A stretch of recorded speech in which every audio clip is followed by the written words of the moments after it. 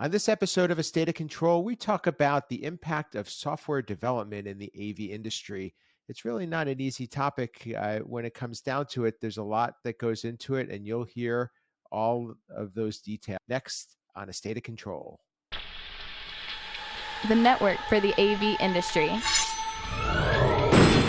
What are you listening to? This is AV. This is AVNation. This is AVNation.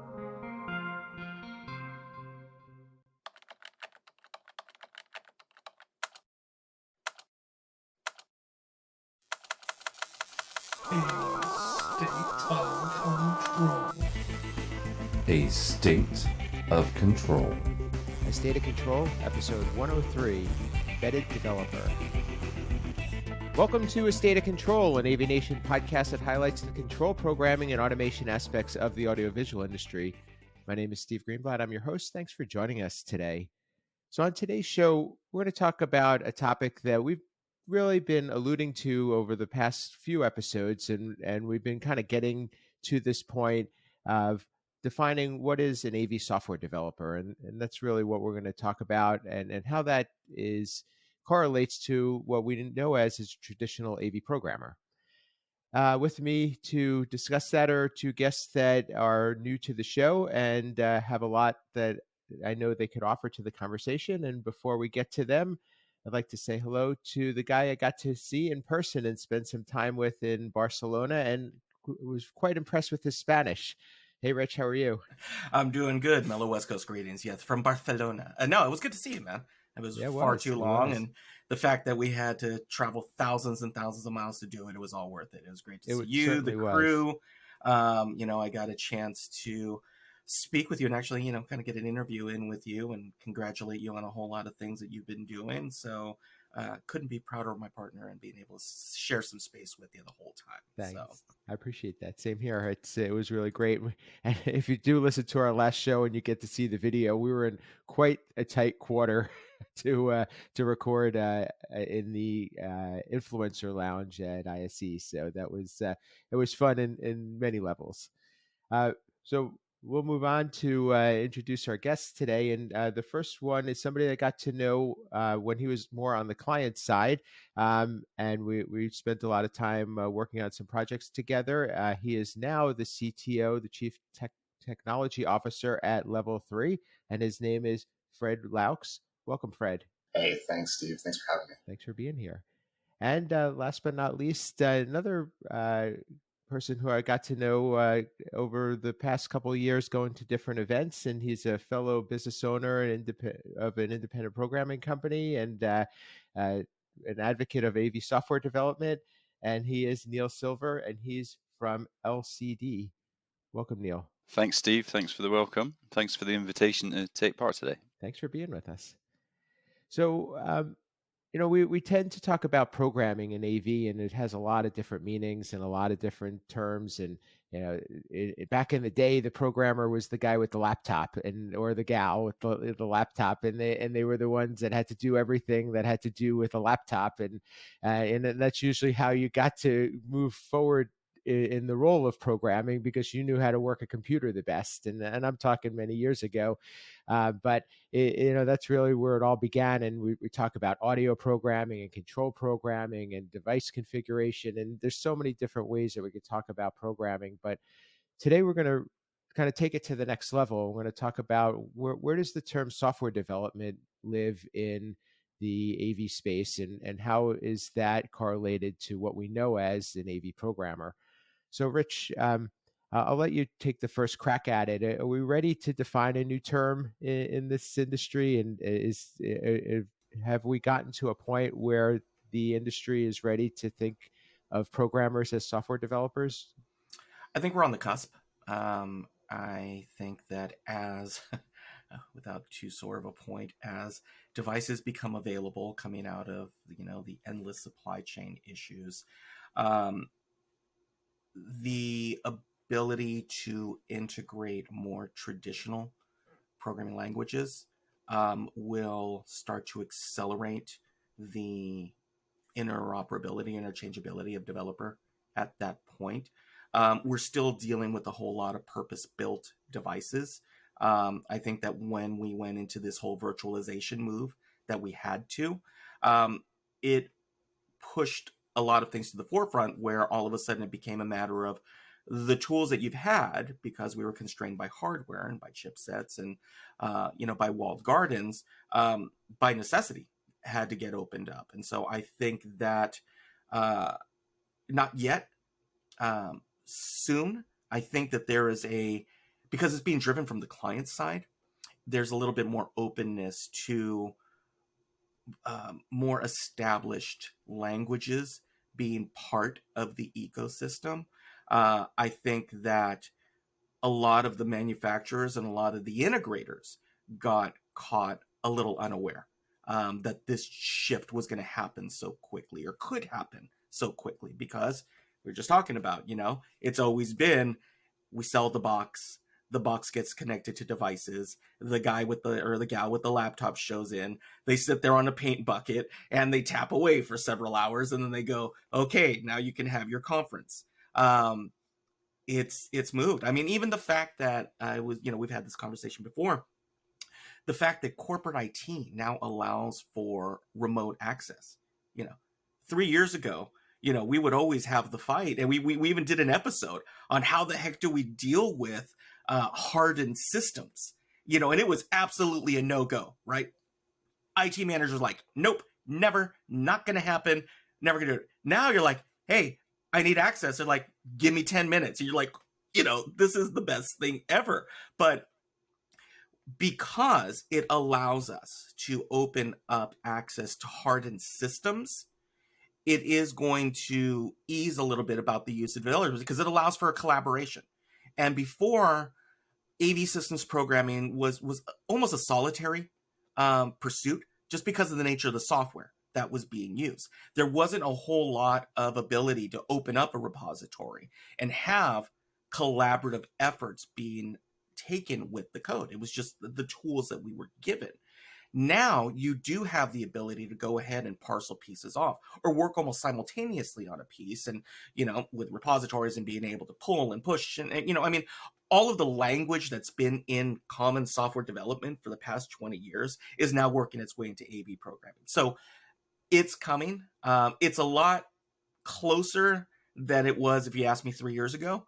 I think it got accelerated. I think we talked about it several years ago that, we see it as an inevitability, but there needed to be something to cause that paradigm shift. And, of course, it took the world shutting down to do it.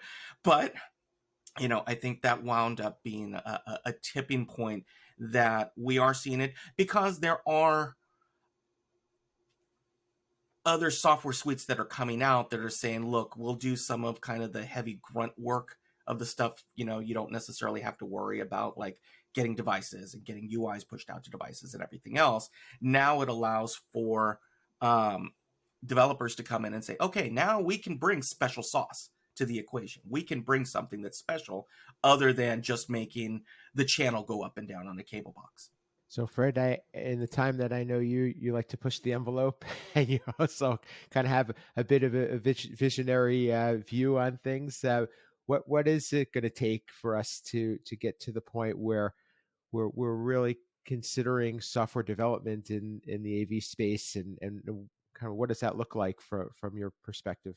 Wow. Well, I'll say first off that I am in desperate need of a new term here. So I very much would love to end this conversation with, yes, we are going to dub a new term, and then here's the definition for it, and we'll go put it on Urban Dictionary.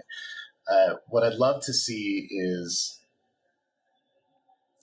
this being driven from the customer side. And I think that's inevitably where it has to start, especially in the big enterprises. That's where it's going to happen.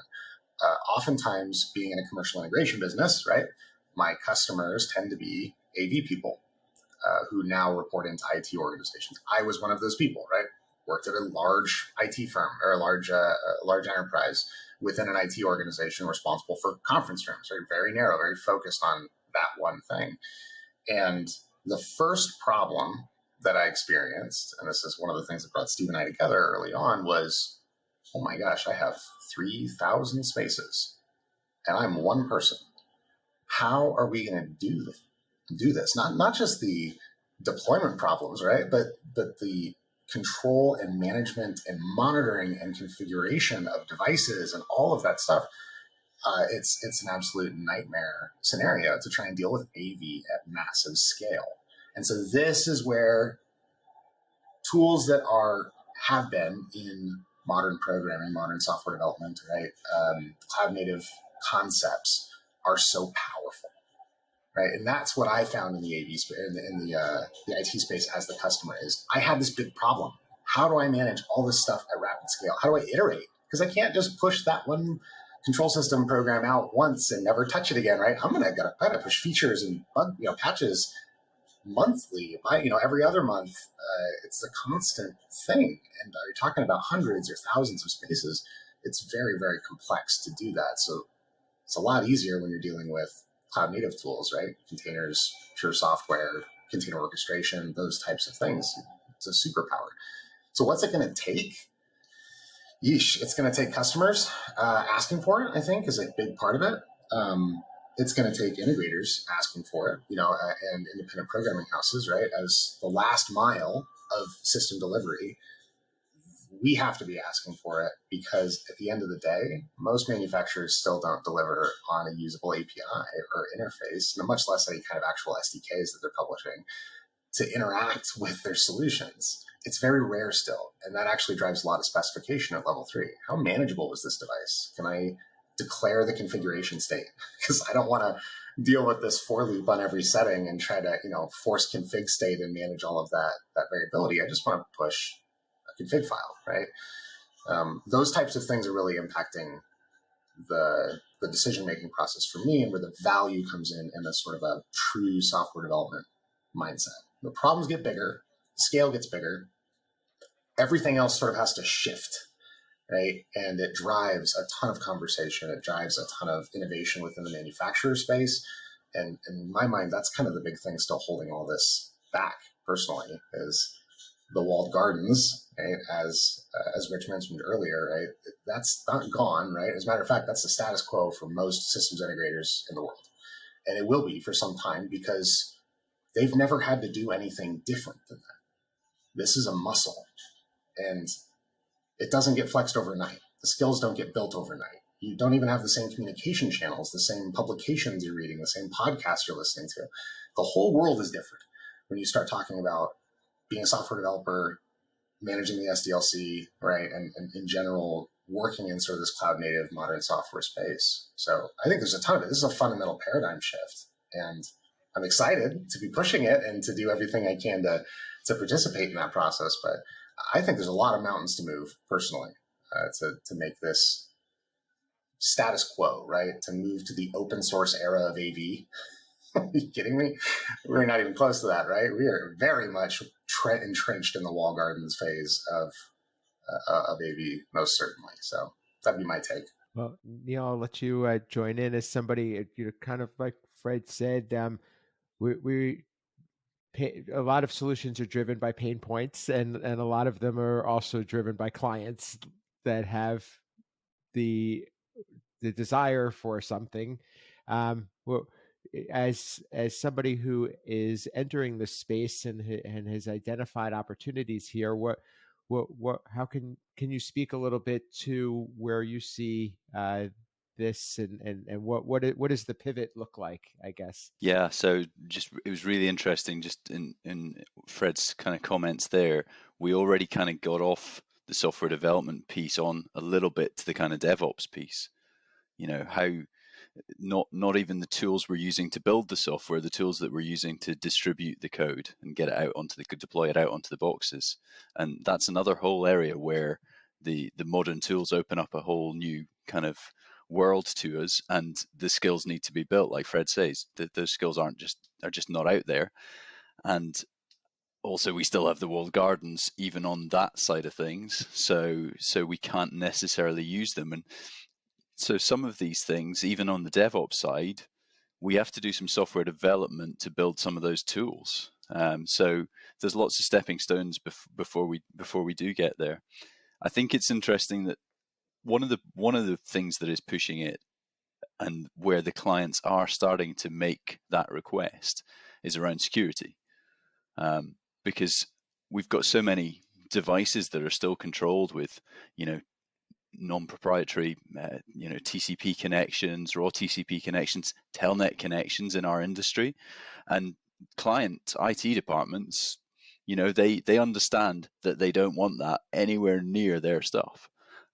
So as soon as we get into more best practice security protocols, devices talking to each other with certificates, we have to be in the modern tool set.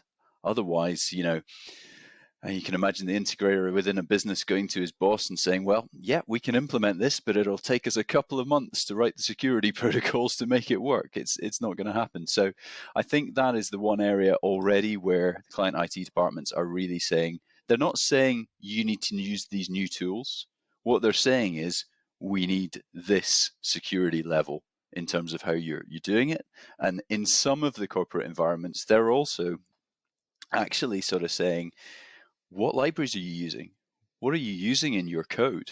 Because we have an auditing role to verify that the code that's running on our systems, we need to know what it is. So at that point, they're looking for answers. And if you tell them, I'm using this proprietary module that came from a manufacturer or came from I don't know where it came from, that's not going to cut it anymore. So I think that's an area where clients are already driving it without using those specific words, without saying, we had a lot of stuff over, 5-6 years ago when these things would come through in tenders from the consultants.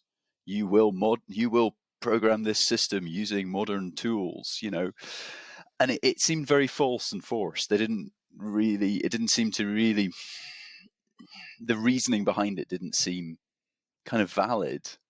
But when you've got somebody saying the minimum security level for these device communications will be this, that has an implied force. So that's where I see the requests are coming already. Rich, I'll kind of bring this back to you, and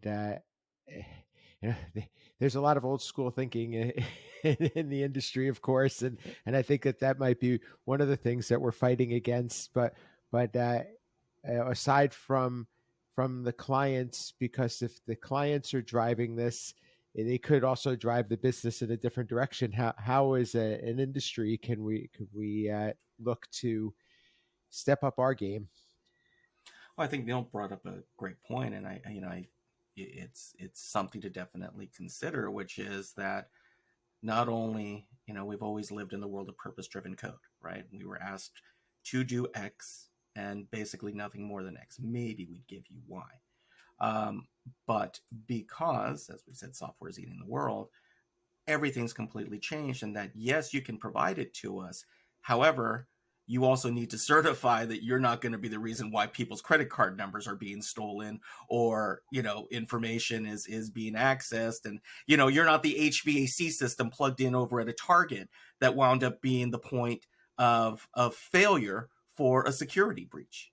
That's a real world example of something that happened, which until it happened, you'd go, what are the odds? And then you go, those are the odds at that point. We even our industry was subject to, I want to say late 90s, early 2000s, we were getting DDoS attacks on our processors.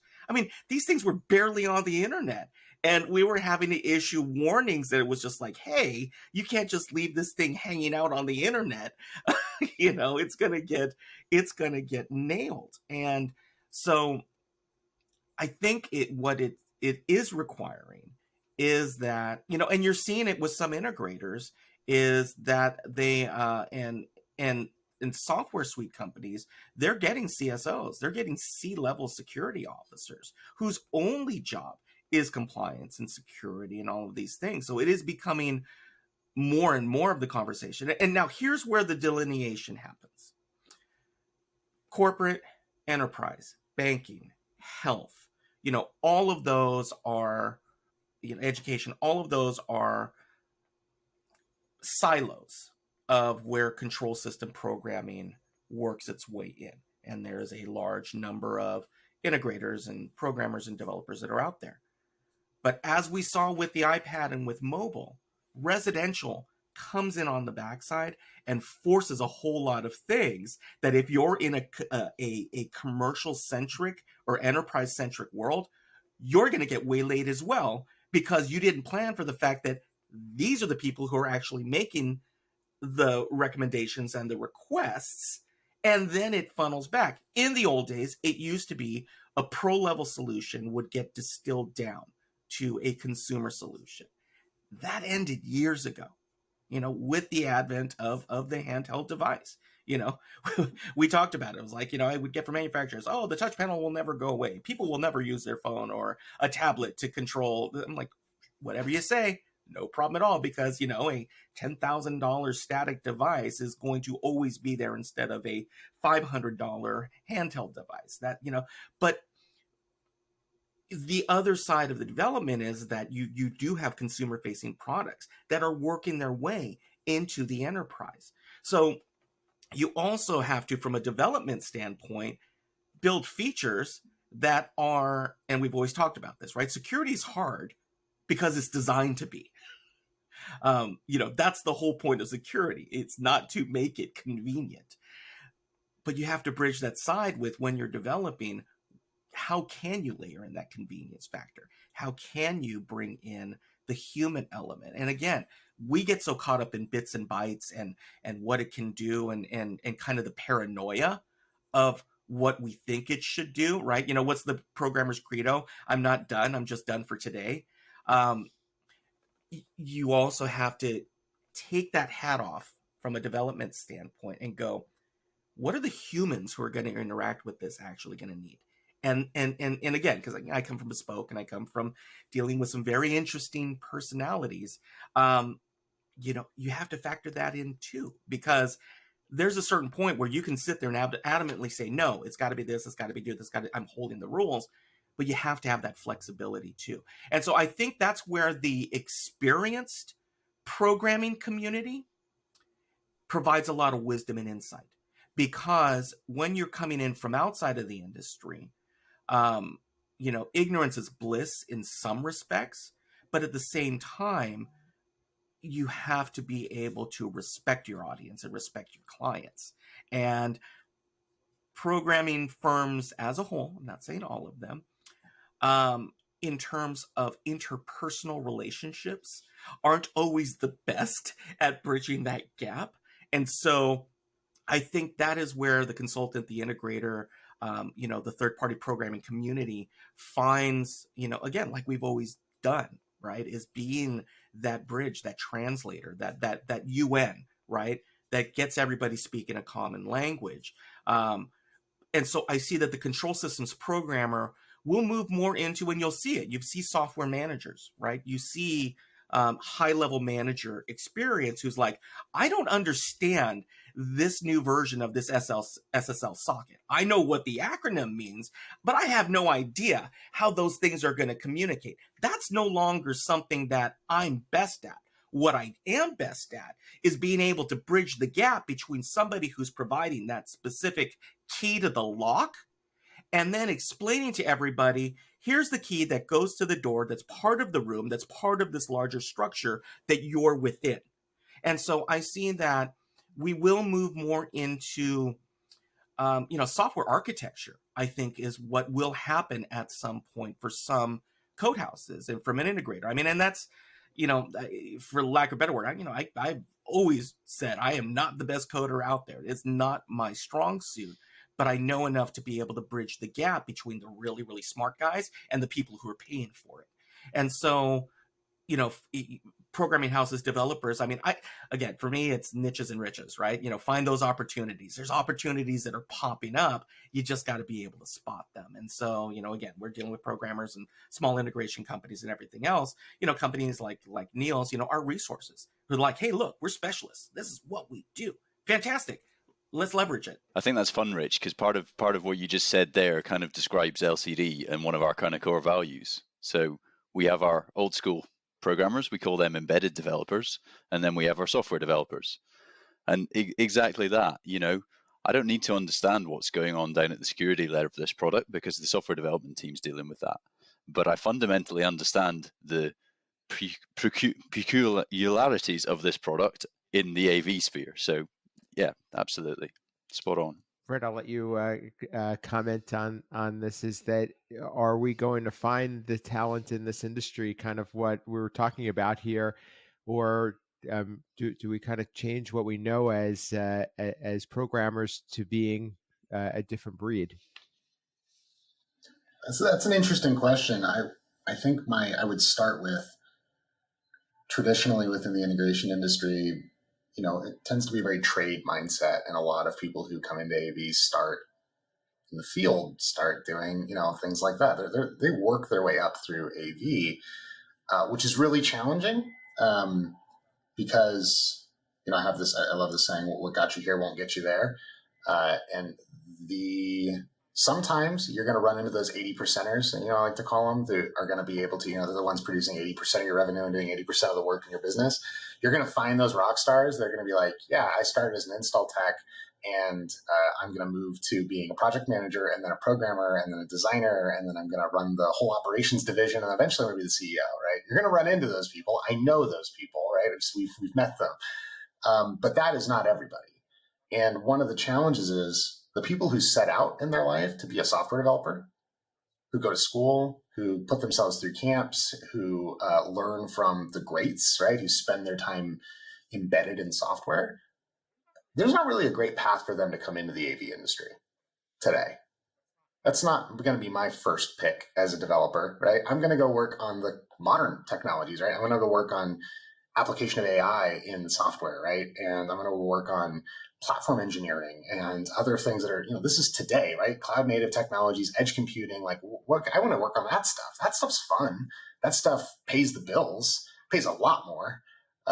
That's where they're going to go. They're not going to go to, I'm going to, make this conference room turn on, and, those types of things. That's not how you're going to recruit, I think, the best of the best into the AV industry. So I do think there's a mindset shift that has to happen.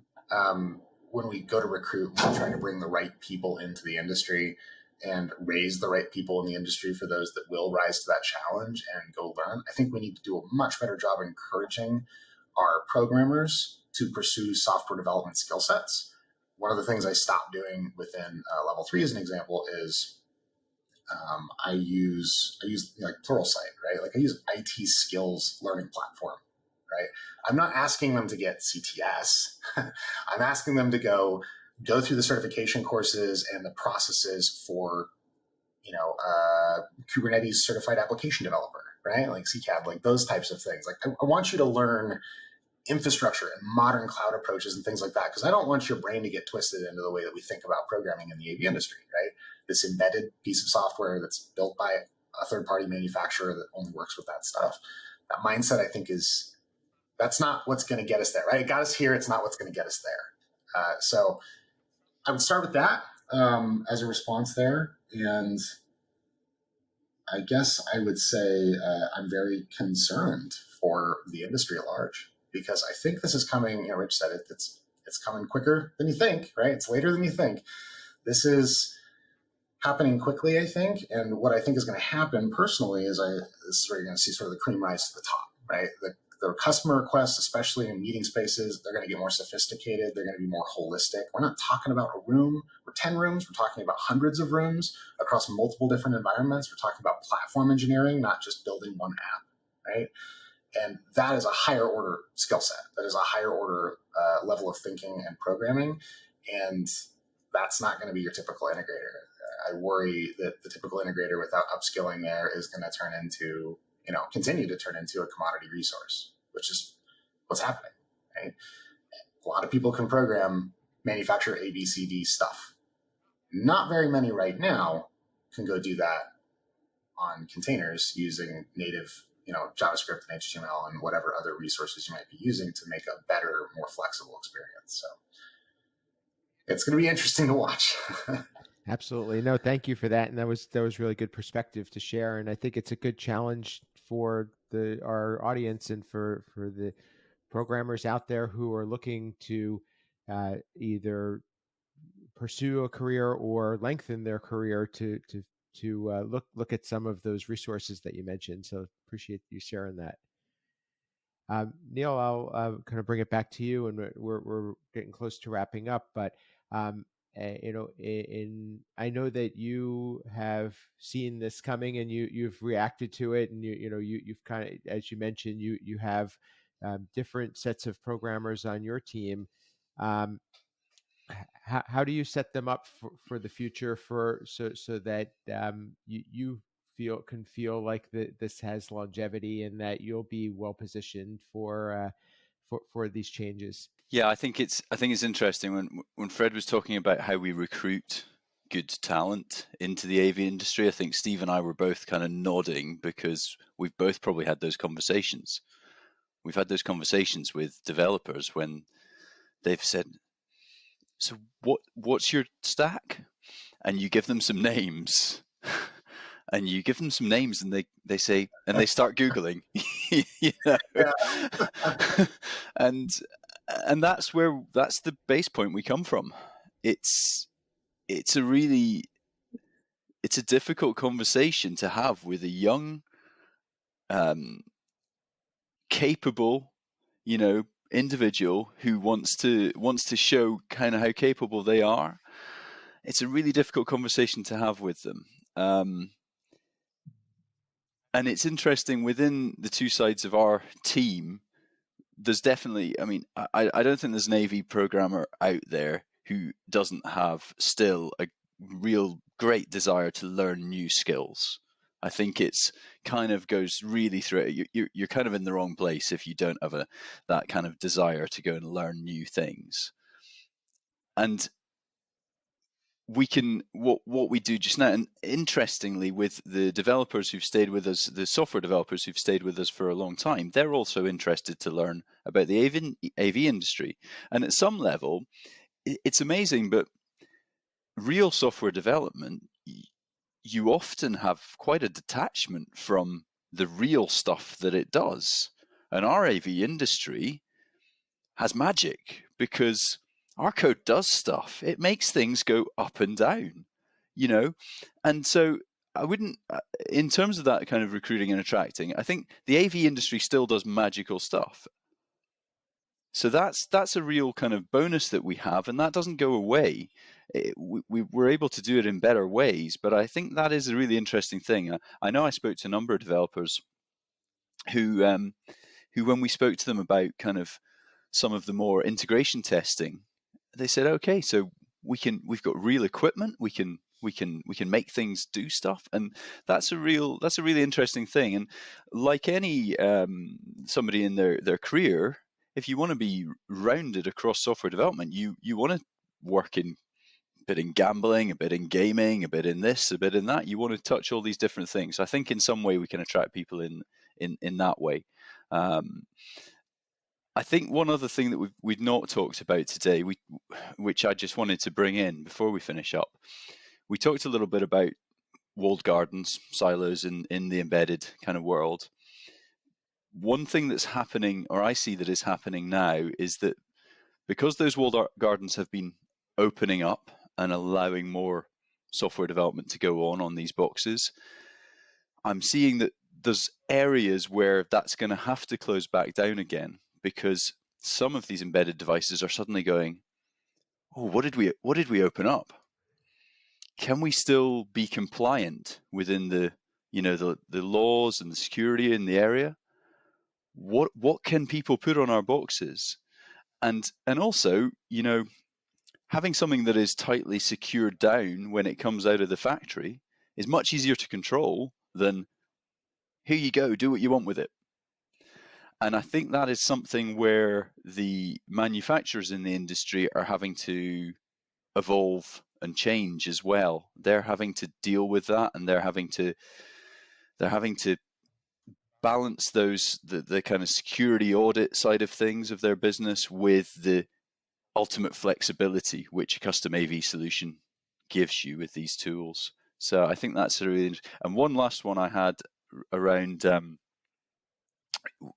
we were talking about the change in clients. I think there's also a change in terms of timescales of projects and a mindset of projects. Because what we've been fantastic in the AV industry, and an AV programmer, I used to coin a phrase of what we do in AV programming as rapid prototyping. We can make a lot of stuff happen in a really short space of time. So rapid prototyping, I've always called it that.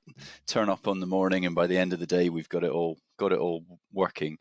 If we're going to change that round, then the integrators in their kind of project cycle need to be able to give the time for development to go on, or for tool sets to be built within the businesses to enable the rapid, approach to go on later as well. So that's a huge change that needs to come. So I guess I agree with Fred. I think there's a lot to go on. There's a lot to change before it's going to be widely adopted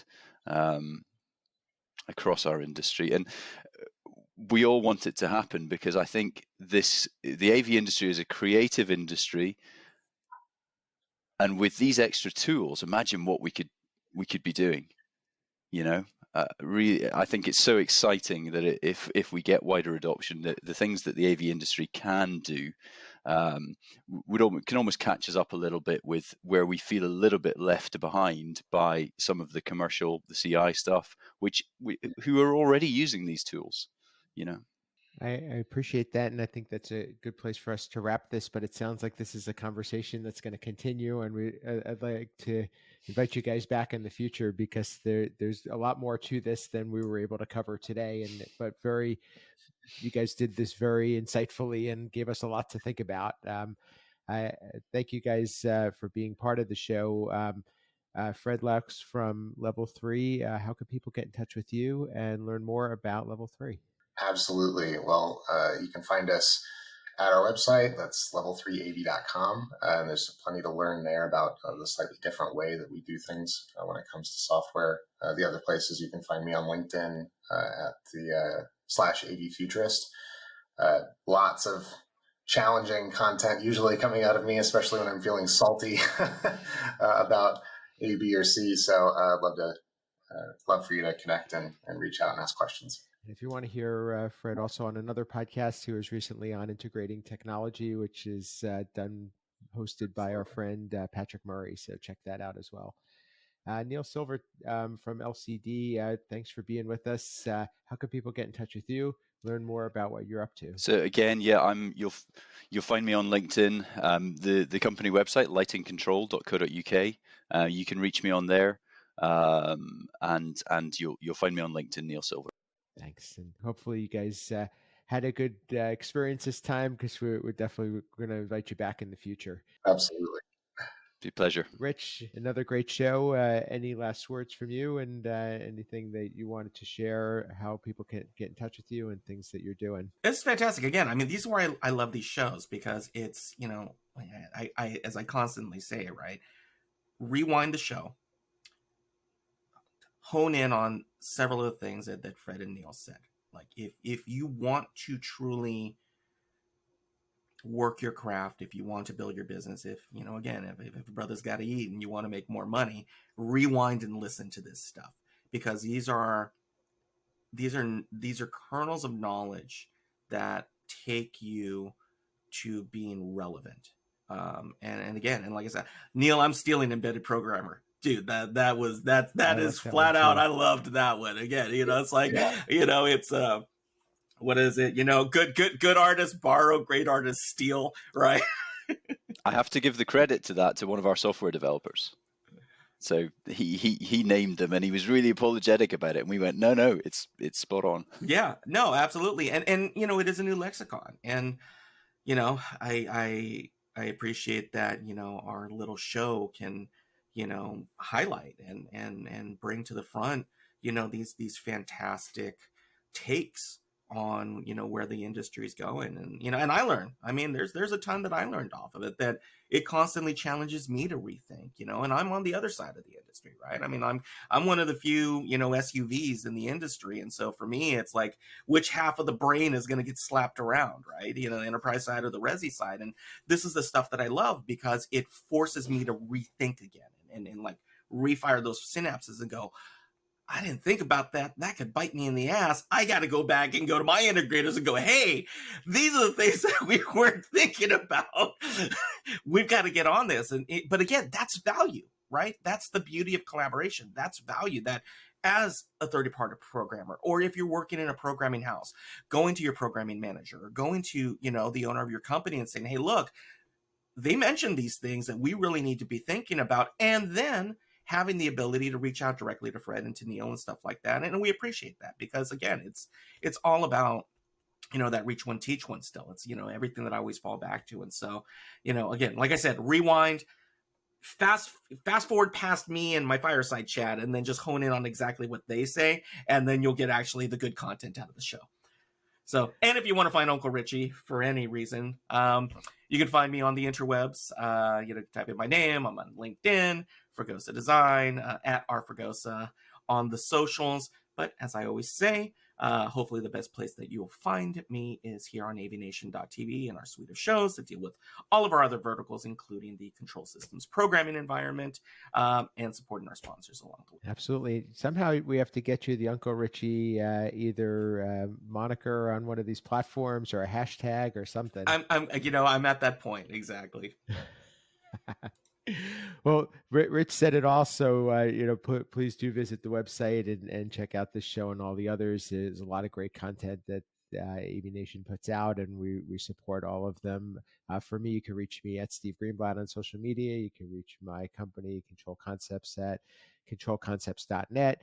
I also do another podcast that Rich was recently on, and you could hear a very, very detailed journey and fireside chat with Rich, and that's Ask the Programmer with my co-host James King. So please, if you wouldn't mind, check that out. Like to hear what you think. And but here for us here at State of Control, please like and review and give us ratings, and please share your favorite episode and let us know what you think, and let us know you're out there. What are your takeaways from this episode? It'd be great to share, and that would be very helpful for everybody in the community. And until next time, this has been State of Control.